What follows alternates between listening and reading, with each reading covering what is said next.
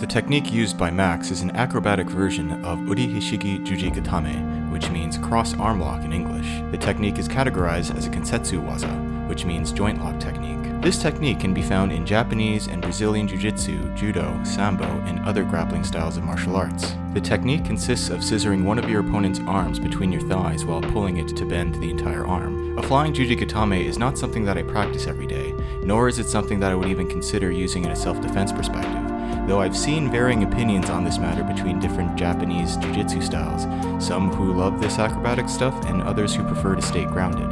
It doesn't mean that it's not effective in certain situations, as I've seen this applied in MMA competitions as well. Foot placement when jumping for the technique can also greatly differ depending on where and who you learned this from, so keep that in mind when I'm going over this variation. In order to do this variation of the technique, grab a hold of your opponent's arm, spring your leg that is closest to your opponent's front up and onto his or her farthest shoulder. Your other leg springs right after and will rely on your first springing leg to support your body just for a bit as your second leg goes over your opponent's head and interlocks with your first leg. While you're swinging your legs, make sure you have a good handle on your opponent's arm, because for this variation you're kind of supporting yourself with the arm as well. After, push on your opponent's head with your legs as you're shifting your body in order to bring him or her to the ground. Once you're on the ground with your opponent, use the entire force of your body to lever your opponent's arm as you lean back and use your inner thigh as the levering point for your opponent's elbow. One important note about Juji Gatame is that many schools of thought in the grappling world consider interlocking the legs during the technique to be a bad habit, as it can potentially leave you vulnerable to easy escapes, such as pushing the feet overhead to sit up and counters.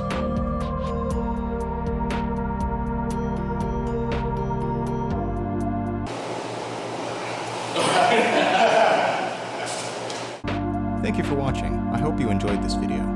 Feel free to leave comments below, including requests for technique analysis on your favorite video games or movies.